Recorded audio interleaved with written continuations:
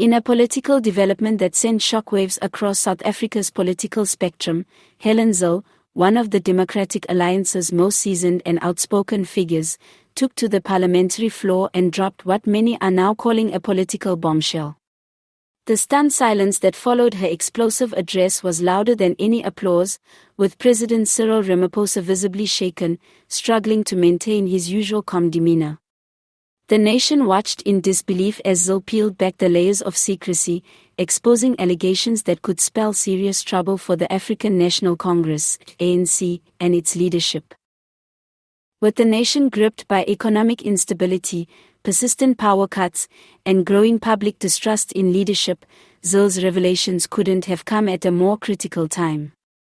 Her speech wasn't just an attack, it was a calculated exposé, backed by what she claimed were classified internal documents, whistleblower testimonies, and confidential ANC correspondences that detailed years of alleged corruption, cover-ups, and constitutional violations.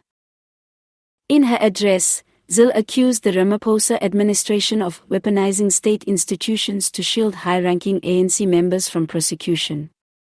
She cited multiple instances where criminal investigations were mysteriously dropped, evidence allegedly tampered with, and key witnesses intimidated or discredited.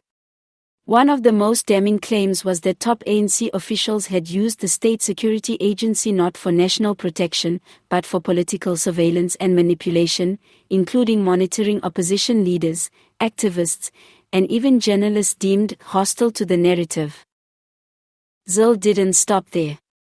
She brought forward claims that Ramaphosa had direct knowledge of certain transactions involving public funds being diverted into private accounts linked to ANC-linked business entities.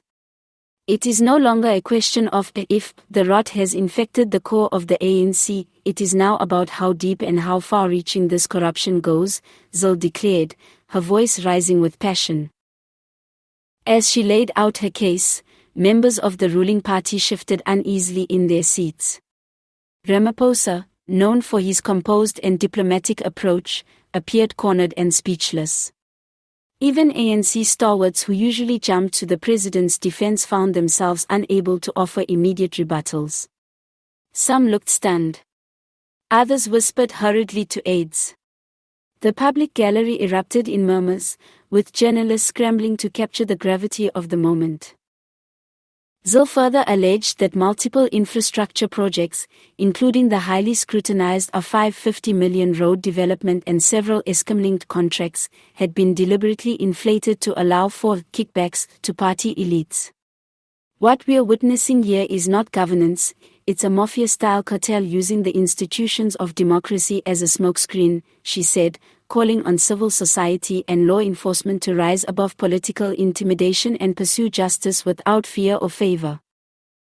Her address ended with a bold call. She demanded the establishment of an independent commission led by international investigators to probe the allegations against the ANC leadership, echoing public sentiment that internal investigations have often led nowhere.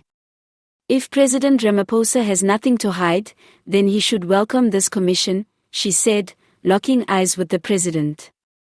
But if he remains silent, then the silence itself will be an answer. The immediate response from the ANC was muted, with spokespeople promising to review the statements made and respond in due course. Yet behind the scenes, insiders report a scramble within Luthuli House to manage the fallout and contain the political damage. Opposition parties, meanwhile, were quick to rally behind Zille. The EFF, Action SA, and IFP all echoed her call for an independent probe, with some going further, calling for Ramaphosa to temporarily step aside while investigations proceed.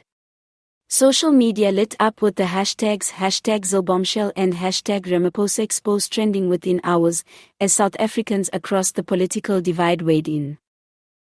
What happens next could redefine the political landscape of South Africa. If Zille's allegations hold weight, the ANC may find itself under unprecedented legal and public scrutiny.